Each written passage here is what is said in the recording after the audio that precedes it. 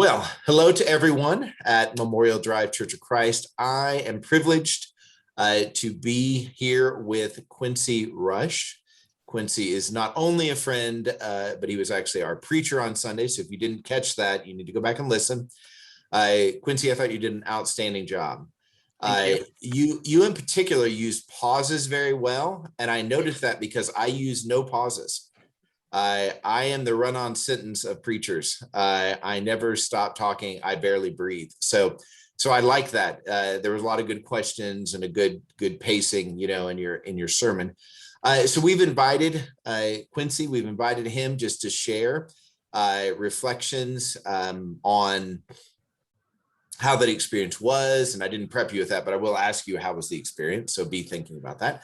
And then just some points that the sermon brought up that we want to drill down on just a little bit more and explore together. So, Quincy, thank you for being here, first of all.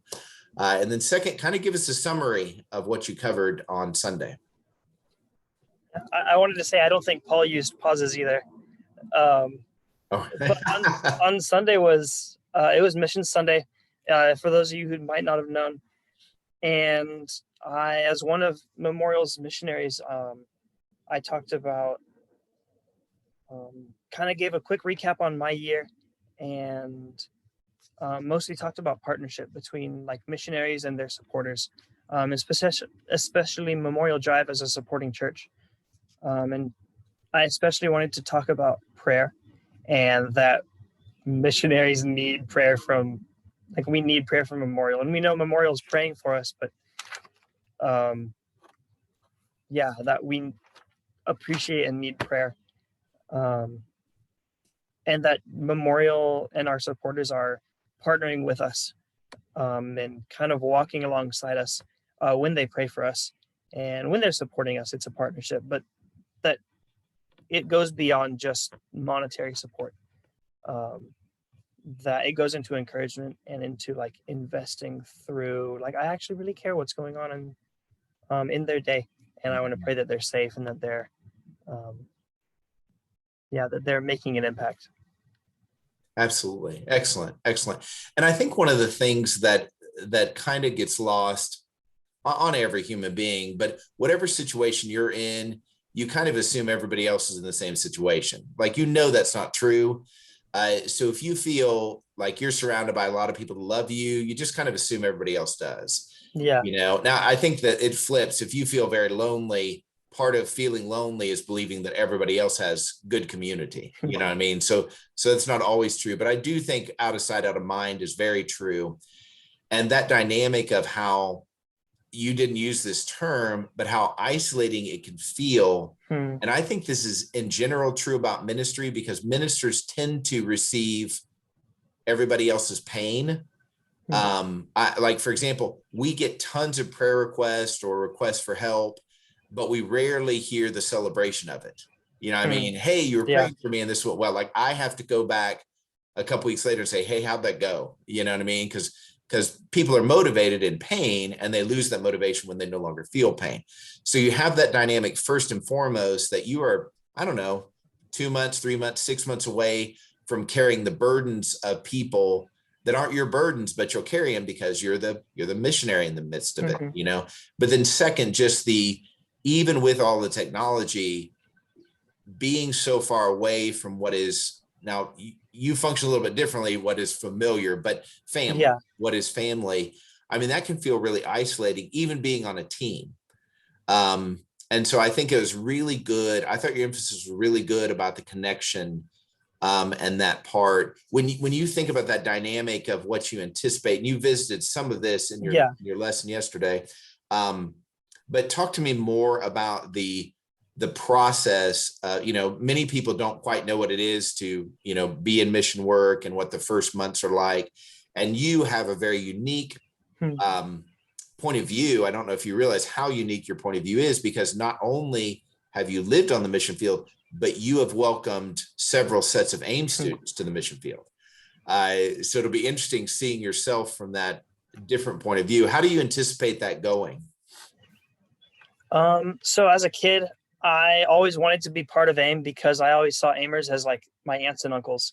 And so it's been, I don't know, it's been weird anticipating that, knowing it'll be different than my expectations and than what I'm used to, because it's a different.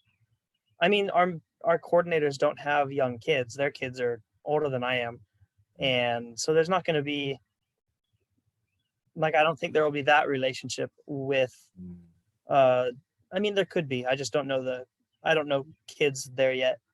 But the what is it?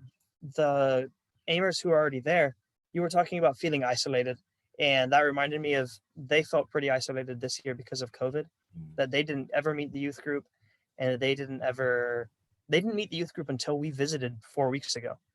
And they've been there for a full year now. And so I guess I might have that fear somewhere inside of me that, oh, what if I feel, like you were saying, isolated, and I feel like I might have a little bit of a, what's it called? I forgot the name for it, but a little bit of a step forward of, I know the language and I can relate with people, and I have ideas on, well, there's like the store at the corner of where I'm going to be living, of my block. I can try to meet people there and relate with them if I feel isolated. But really, if I'm not around the church, like the Amers that are there have felt really isolated from their own congregation there. And there's a little bit of fear of that, and I know it's going to be completely different than my experiences in the past. Right. Yeah, I think it's good. And I think, when we talk about anticipating fear in our future, I think it's like anything. You can go to the extremes on the pendulum, right? One is, I'm not worried about anything. Fear won't ever bother me, to, oh, I need to live in constant fear of the worst case scenario. And God is always saying, yes, he understands those extremes, but he's calling us to trust him. And there's not any magical middle. It's more realizing I don't want to live in the extremes. And what I'm hearing you saying is a really balanced response, is this idea, I'm not pretending like I know what's going to happen in the future and I have nothing to fear. And simultaneously, I'm not stifled, or maybe more specifically, you're not giving into all the lies that sometimes come with fear. Like whatever their bad experience was, oh, you're going to have the same bad experience. Or what we usually do is, if I had a bad experience last time in something, then I'll never do that again, because it was most assuredly going to be a bad experience again, which I think keeps us from walking with God, because we make a decision, I will never go down this road. And God's like, will you believe me that I can make this something new? So I think that's really good, a really good response. Now, when you think about, it's not a small thing, your coordinator relationship. And so you have a unique relationship with your coordinator and his wife. And so could you walk, obviously most people don't know Gerardo and Corolla, but can you walk through kind of how, I don't know, their faith journey and your faith journey kind of coalesce? Yeah, it's interesting talking to the Amers there, because they have a completely different relationship than with Gerardo and Carola than I do. And so they'll talk about them one way, and my experience is exactly the opposite. But they grew up in Mexico City. Carola went to Alaska, and Gerardo was converted by Amers in Mexico City, while Carola was converted by someone in Alaska. And then they, maybe not at the same time, because they met, and they have their own story in Mexico City that I don't know a ton about. But then when my parents moved to Guadalajara with their team, Carola and Gerardo moved there as well as part of the missionary team. And they all, I didn't even know they were part of the team. I didn't know they were from Mexico City, because he just incorporated himself into the church there. That he became like one of the church leaders. And he was just so naturally, I don't know, there's just no naturally there. And while they were there, their daughter was diagnosed with, do you remember what it is? I think it's type 2. Diabetes. Yeah, type 2 diabetes. Yeah. And they started a foundation called in English it would be the Hope Foundation, but it's not. I feel like there's another Hope Foundation in English, but the Fundación Esperanza, because in Mexico they don't have a lot of treatment for kids with diabetes, or parents don't know what to do, and they have really cool stories of, I don't know, they'd go into the garage with the family and play a video, and then the parents in there would start crying, and kind of out of relief that they now know what to do. I don't know, they just have some cool stories with that. And their daughter and their son, Melanie and Christian, I grew up with them in the youth group. And so it's a weird dynamic that now their whole family's in Mexico City and they're my coordinators. And he's kind of like, I don't know, are you my coordinator or are you my uncle? Right. How do I treat you in this dynamic? Yeah. And I know I'll, like, it will be as long as, or the same as my experience in the past in the mission field. My experience with Gerardo and Carola is going to be completely different, because it's now I don't know, almost a mentorship is what I'm expecting. In that they are, I don't know, they're the missionaries now that I'm working with. And it's not my mom and dad that I'm watching being missionaries. It's going to be different. Even just different ways that they do mission. And it kind of intimidates me, kind of excited. They're not American and they're Mexican. And so there'll also be like a little bit of a culture difference. Carola knows really good English, and Gerardo knows more English than he gives himself credit for. Right. But with me knowing Spanish, I can communicate with him in Spanish, and I feel completely comfortable. So it's just a weird, I don't know, watching the aimers that are there versus my experience with them is going to be really different, even just how we interact. And I hope that brings my aimers closer to him, or him closer to my teammates.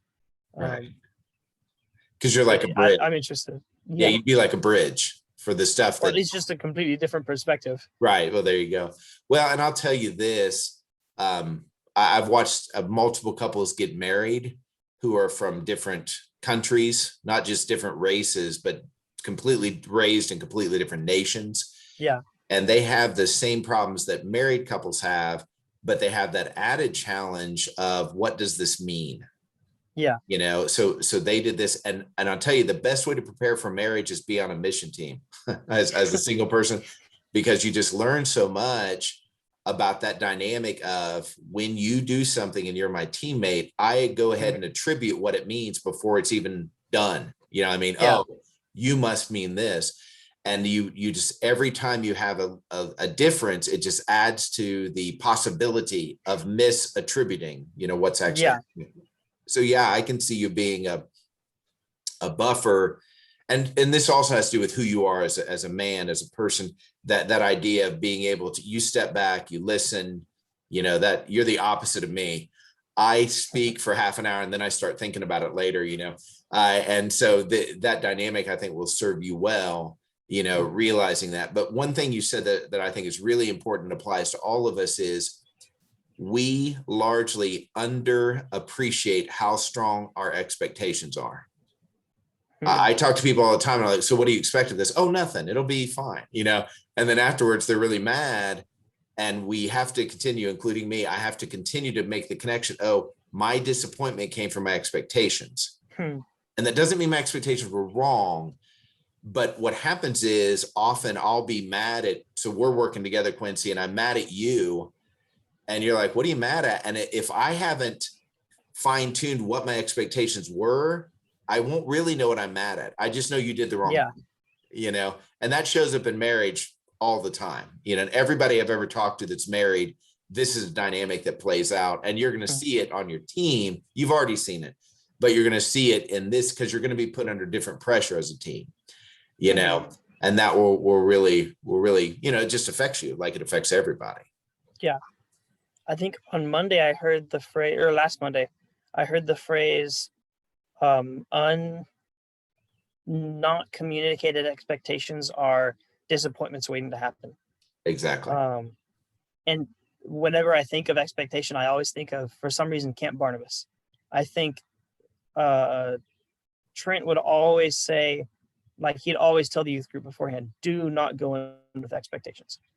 And also they'll be beat no matter what. You can't expect what's actually going to happen, but like, it's just not a good idea to go in with expectations. And I feel like because of that, I'm afraid of going into anywhere with expectations. Right.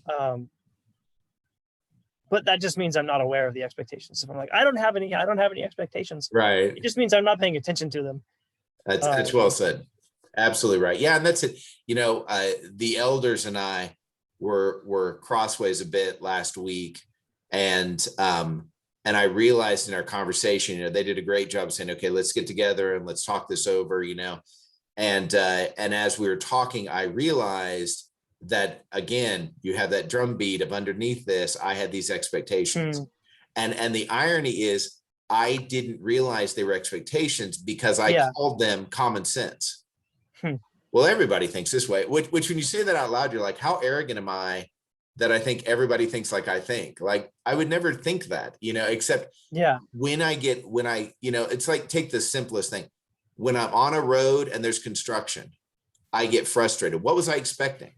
Well, I was expecting to not have the impediment, but then you take it a step further. Were you expecting these roads to exist in a pristine state for the rest of existence? Well, no, I guess I was expecting that. I was expecting these roads to be perfect, you know, for all eternity, you know? And so when you start saying it like that, you're like, then you realize, oh, I have expectations. Part of it's right, but the part that's causing me trouble is there's part of it that's wrong, you know? But our tendency is when I get into tension, I'm looking for someone to blame, you know, instead of stepping back and saying, okay, what were my expectations from this? You know, and that's just, I just think it serves you well. Go ahead. Oh, I don't know if I had anything to say. Yeah. I was thinking of, when you said we always need someone to blame, I was thinking this morning, and how we always need someone to blame. And that even if there's a movie about a firefighter, this is very random, by the way. If there's a movie about a firefighter, the audience is going to be disappointed if it's not arson. Because they need someone to be the scapegoat in it. Right. The audience needs a villain, kind of. Yeah. And we always need someone to put everything on, and sometimes we don't have one. It's not comfortable. I don't know why. No, that is such a good observation. And one thing I realized years ago is when people write, when they put out a movie or a story in any way, they are doing it anticipating what the audience really wants. Yeah. I'm not suggesting they always hit it on the mark. I'm just saying there's a reason why we want an arsonist. It's because we want to be, I think you're exactly right. We want a villain. And this is the power of, somebody said this, I think, if the devil is not our main villain, then somebody else will be. Yeah. And so that's why you talk about the root of most of our problems, interpersonal problems, is this dynamic, you know, like the race issue. It's like, we had to have a villain here. And so since I don't have a lot of emotional connection with this particular race, you know, like I have no connection with, like when I was a little kid, a kindergartner, I think, one of the first days of school, this kid who was Hispanic said, hey, I want you to come over. I need to go show you something. And he walked me around to his brother. And the whole point was he held me while his brother punched me in the stomach, you know, and it knocked the wind out of me. And they didn't steal my money or anything. They just wanted the thrill of domination. And so then the next experience I had with Hispanics was in 5th or 6th grade. And my parents had bought me this bike that was made by hand. So it was very unique, you know, and like professionally, like I didn't make it by hand. Let's be clear. It was a nice bicycle. And then my parents got divorced. And so it was like, and then all my stuff was sold in an auction. So all I had really was the clothes, a few toys, and this bicycle. And then these migrant workers were in town, these Hispanic migrant workers, Mexican migrant workers, and my bike got stolen. And I saw a Hispanic kid riding that bike, but didn't have the power to go get him, you know, kind of thing. Yeah. So coming into high school, the Hispanic were the enemy in my mind, you know, even though I didn't live in a place like West Texas where you have a certain propensity, you know, because there's much more interaction there. Yeah. You know, And so then God took me to this lady who was a Spanish teacher, and man, she took me under her wing. She was Chilean, but Miss Lucas was amazing. And then, of course, a few years later, I end up in Ecuador. And so it's like God saying, wait for it. Don't shut this door because you've already made a decision about this race. But the point in all that is I had made them my enemy. And then over time, God said, they're not your enemy.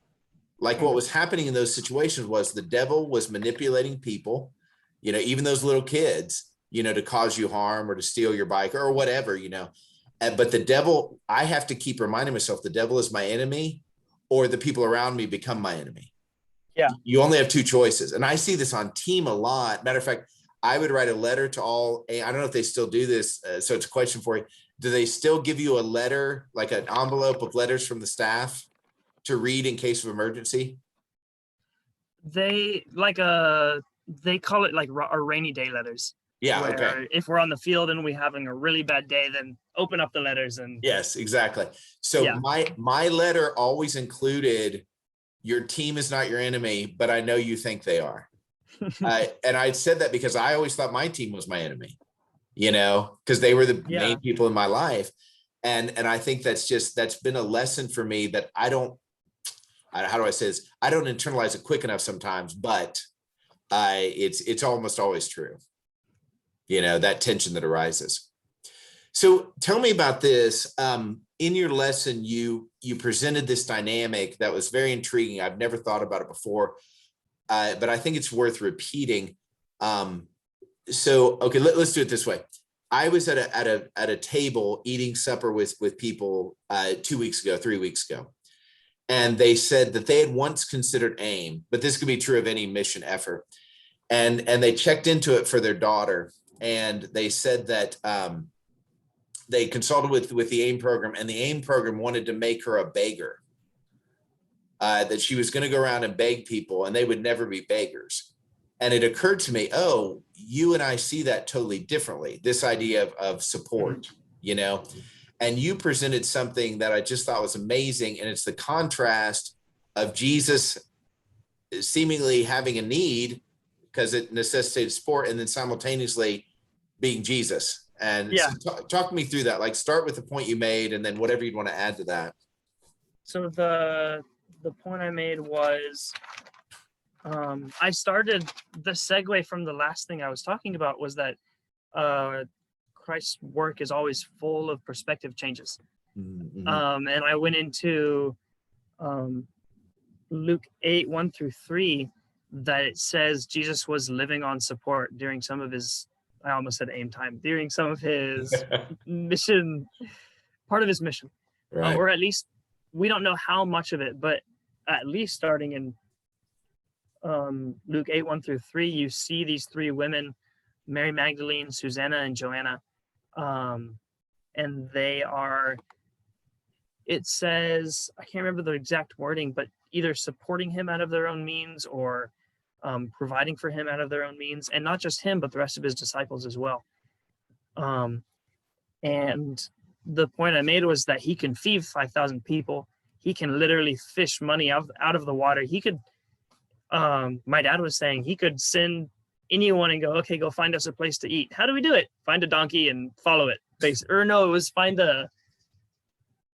someone and tell them we're going to eat in your house. And they'll be like, okay. And right. He does not need people following him, giving him money, because he can just basically make it out of thin air. Yeah. So why would he raise support?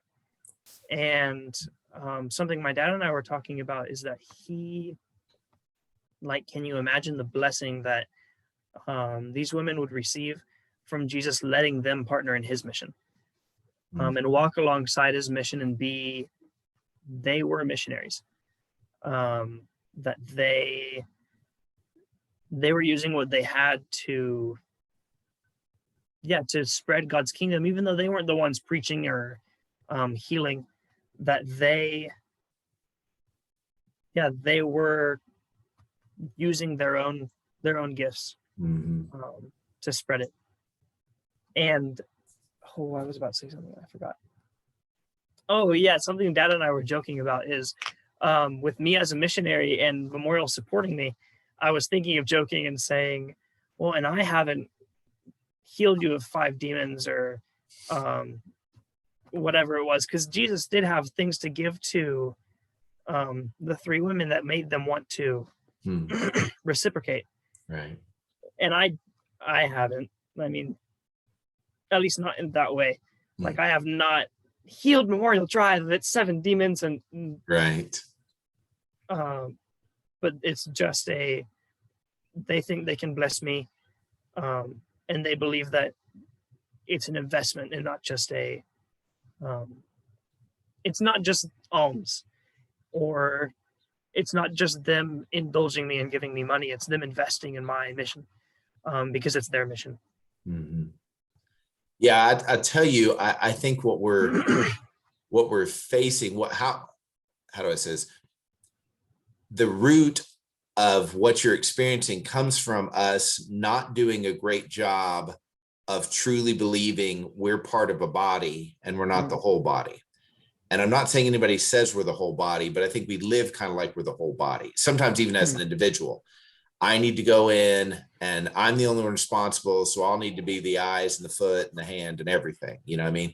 But even if we can generalize that to the congregation we're part of, it's challenging then to say, wait a minute, I'm part of a body and I'm going to trust God to bring other parts of the body in contact with this body, you know, so that we all can be part of something bigger than ourselves. And mission work is not the only way, but it's one of those ways that we say, okay, Quincy and Gary and Larry, and that these are people, you know, they're on the field right now that we support, and Candy, you know, these are expressions of our body, you know. Now we're part of the larger body, but then we have maybe the congregational body, and it's interesting because in the Bible it doesn't make these distinctions. Like they don't have, I mean, they have the church that meets in Thessaloniki or whatever, but they don't have the Church of Christ, or they don't have, you know, West Main Church of Christ or whatever, you know what I mean? It's just the church that meets that city.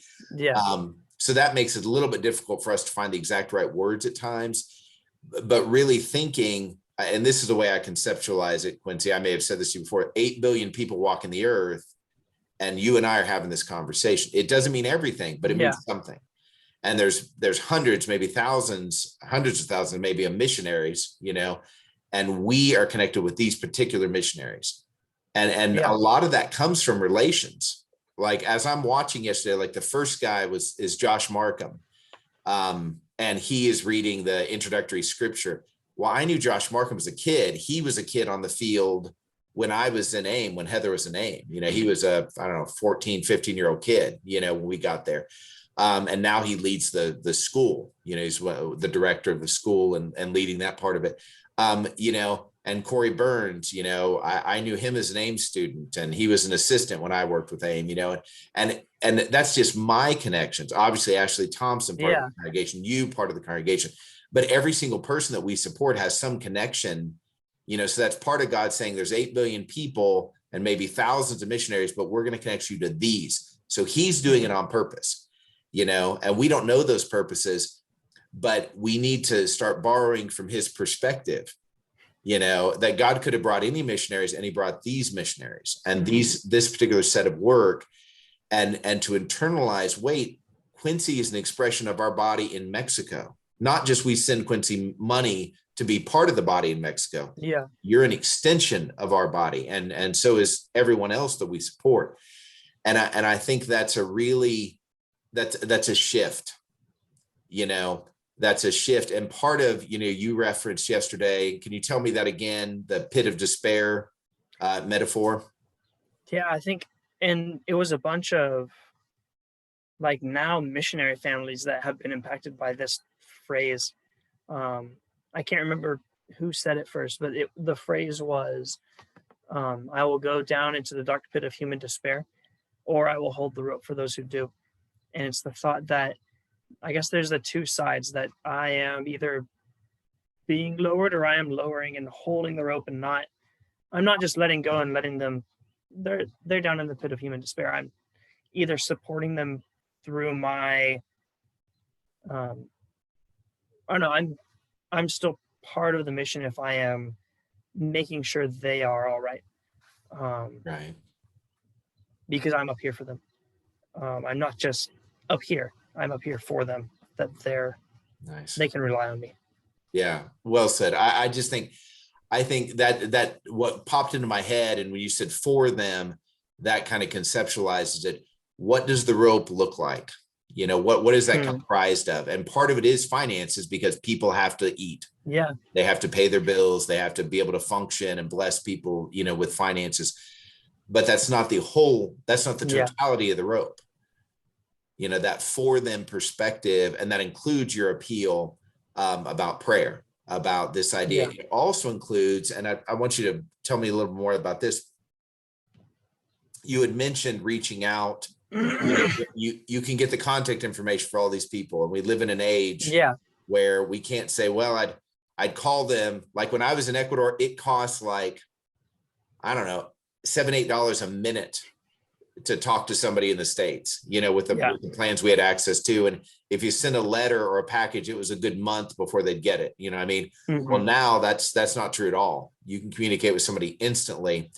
And so that was a really excellent point. Talk to me more about why that's important. Well, in my experience, whenever, like I got multiple texts yesterday morning, one from you and Craig, and just saying, hey, I'm praying for you and excited to hear what you're saying tomorrow or today. And that was like, I was going in hoping to make this point that that we need to encourage our ministries and let them know that, hey, we appreciate what you're doing. And then you and Craig emphasized it for me, that, hey, we were excited to hear what you're going to say, and we're praying for you. Just with, like, I feel like that's really important to me, is that's how I, or it makes my day when people are encouraging me, and especially when I'm not present. Like when I get an email saying, like, say I'll send out my newsletter, and someone will respond saying, hey, thank you for sending it. I love hearing about it. Like, just it took them 30 seconds to write that. But it shows that, hey, they mean it, and they care, and they're wanting to hear from me. But just it's so important. And reaching out is something I often forget. Like, I need to do that more with my AIM classmates. And I've done it a couple times, but it's, I guess I'm in the same place as they are right now, not physically, but emotionally and mentally. And so when I lean into that, hey, I can relate with you guys, and I'm praying for you in this, and want to encourage you in this, that is, I don't know, it's important to have solidarity with people. Is that the right word? Yeah. Why do you think that people, obviously we all know basically about, technology. Why do you think people hold back from that? When one of my classmates, Natalie Perkle, she was saying that she's afraid of leaving the class because of, or like, she's afraid of the time in which she goes home before going to the field, because when she leaves someone, or when someone leaves, like moves away, it kind of does become out of sight, out of mind, and kind of, it doesn't feel like that person is real. And sometimes that's true for me. I don't think that's always the case. Like, but for me, I've moved so many different places that kind of everyone is, someone that isn't here. And for me, it just becomes hard to keep in touch with everyone. Right. Yeah. But then, go ahead. Yeah. I was going on a tangent. No. Well, I am the king of the tangent, so feel free to jump into any tangent. So that is interesting. I think there is the reality that with the expansion of our, field of vision, like, for example, when people talk about social media, often they'll say, yeah, I've connected with people that I haven't talked to for 20 or 30 years. You know what I mean? Yeah. But then all of a sudden, simultaneously, that makes you somewhat responsible to all those people. And you can only sustain so many relationships. Yeah. And I wonder if that's part of the disconnect with missionaries is I don't recognize, it's what we we're saying before, I don't recognize, oh, Quincy is an expression of my work at Memorial Drive Church of Christ, and vice versa. I am an expression of Quincy's work in Tulsa. This is the reciprocal nature of the kingdom. It's not a natural thing, it's supernatural.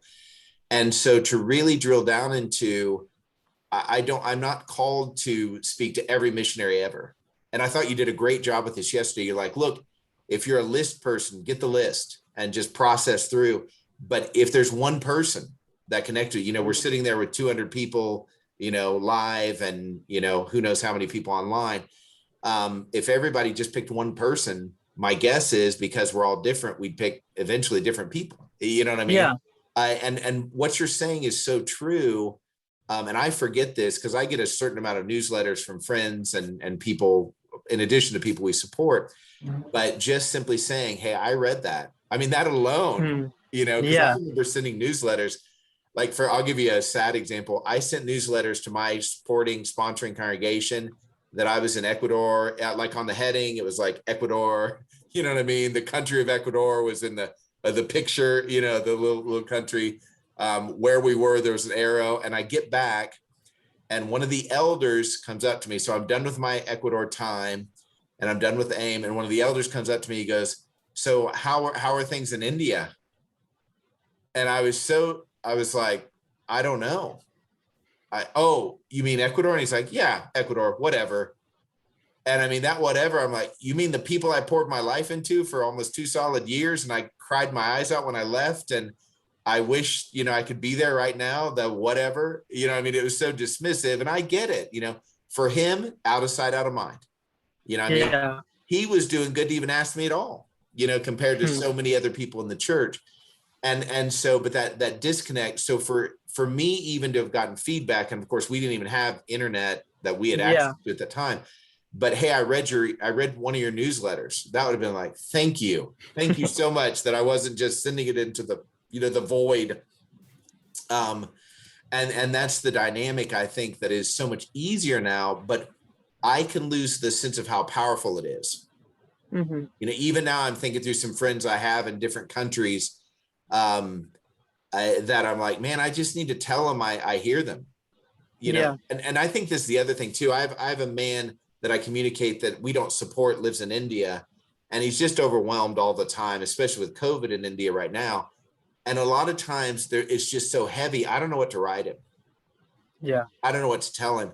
And so oftentimes I just let it go. I don't say anything, what I mean? And he's not asking me for anything, and I do pray about it, but the importance of me just responding and saying, man, thank you for letting me know I'm praying for you. Is just because I feel like if I'm not going to say I'm praying for you and here's a bunch of money, then it's not worth it. And if that's his disposition, that he's got to work on that himself. But I think the importance of saying I'm holding the rope for you, the holding the rope is money, but it's more important care, which is more expressed in as at least as much, if not more expressed in prayer as it is in money.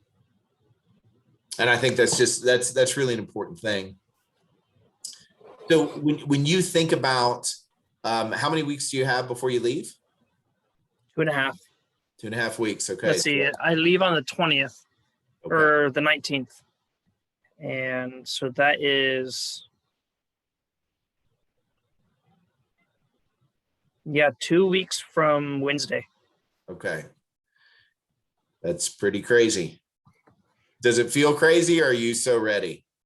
It feels crazy. Yeah. I am excited and scared and nervous and all of the above. It's full sachet. Yeah, that's right. I get that. But I'm leaving the US on the 26th. And so I still have more time until then. But leaving Tulsa the 19th, leaving family the 22nd, leaving the US the 26th. Though it's all in little increments, that gives it a little more smoothness. Nice. And then it's one flight to Mexico, right, with my team. But we will already have been together for a week, because Gerardo suggested that, hey, you guys should get together and be all together before coming. And I think that was a great idea, because now I do see there's a smooth transition Mhm. into the next step. Yeah, I think it's very wise. We traveled down together, which I think is really good. Yeah. When student, and sometimes you just have to because of Yeah. visa concerns. But when people would get their staggered, even if we'd only been there a month more than they felt behind for a long time, Yeah. you know. And the truth was they weren't that far behind, but it just felt that way, you know. Because when you're in a place, and especially if you don't speak the language, when your teammate says a sentence in Spanish and you don't know Spanish yet, you feel Yeah. like you'll never get there, you know.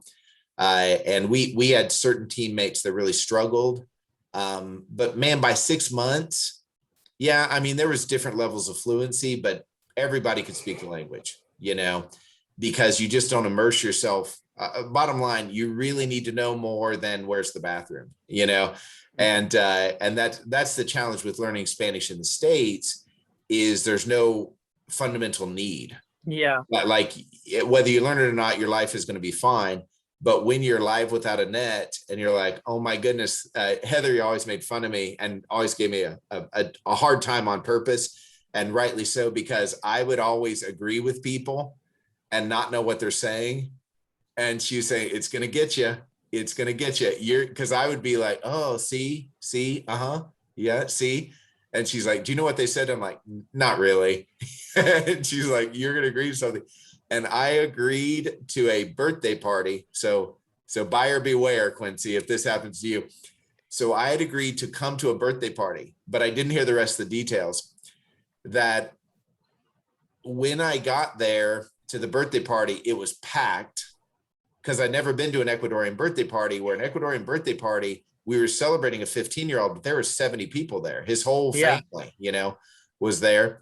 That's number one. Number two, I was giving a devotional talk to everybody in Spanish.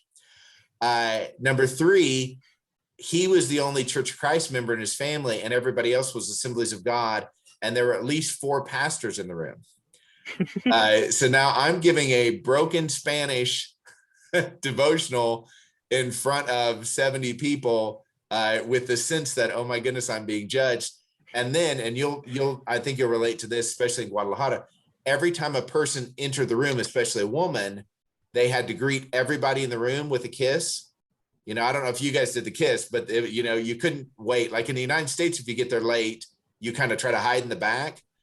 But in Ecuador, when you get there late, no, it's just, you greet everybody. Oh, hi. And you then go around in a circle and say hi to everybody. Right. So I'm already making it up. Like most of mine was scripture reading, because I had one in Spanish, Bible in Spanish.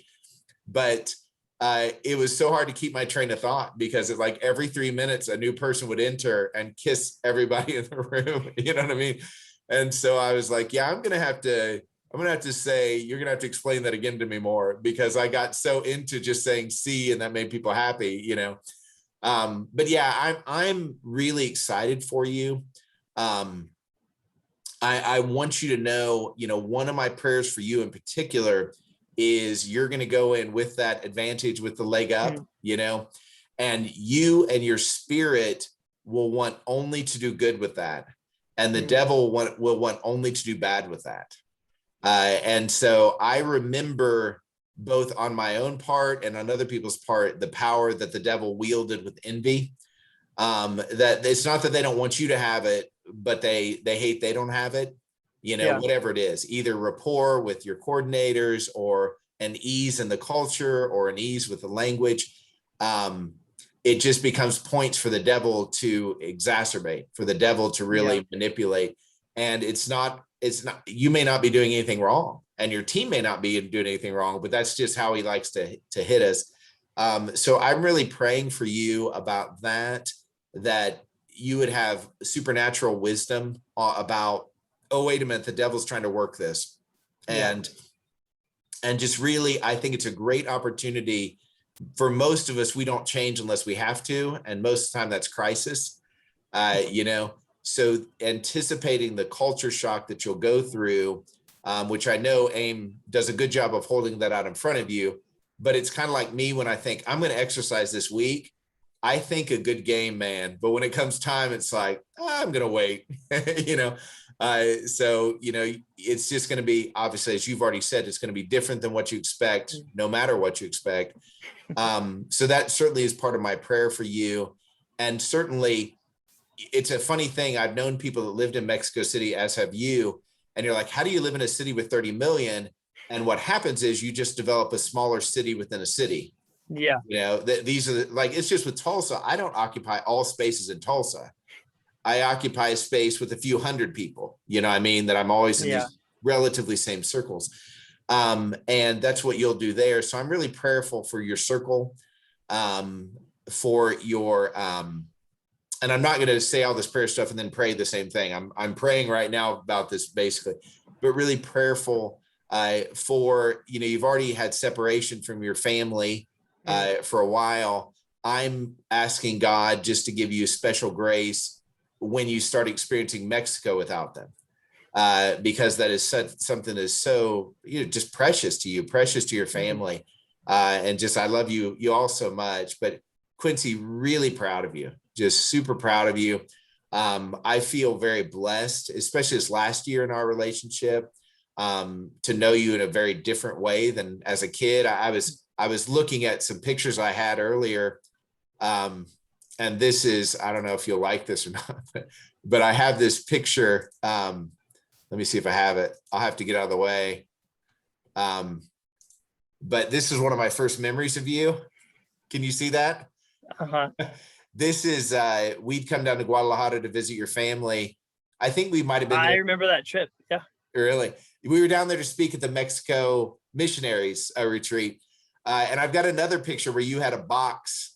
You had a big box. Like I'll try to hunt it real quick. Oh, is it the big box under the stairs? Yes. And it was like a home, like your parents had decorated, or you had decorated, I don't know which, but it was just so sweet. But man, this is the funny thing about it. It applies in parents, but it also applies when, you know, like this is in your future where you know someone as a little kid and you're looking at them as adults. It's just so miraculous.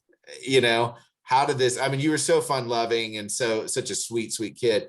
So it wasn't like you were so bad and now you turned out so good. That's not it at all. But it's just that dynamic of look what God did, you know, and we are seeing as part of your family, as part of those that hold the rope, we are seeing 1/1,000,000th of what God has and will do in your life. And that's just, man, that's thrilling. When I connect in that way, I'm like, man, what a privilege to walk with a man of God like you and to know you as a kid of God. And now to see you in this phase, in this role, it's just really exciting for me. So, man, thank you for every day you kept going when you didn't want to, and every day in the future you'll keep going when you don't want to. Just really admire your faith, and yeah, super grateful for you. Thank you. Absolutely. Well, thanks for joining us, and this concludes our post-sermon conversation. I had told Quincy before he got started, man, Tim and I always shoot for 30 minutes, and I still don't think we got there. But all good stuff. Really great for you all. Everybody have a good week. Wait.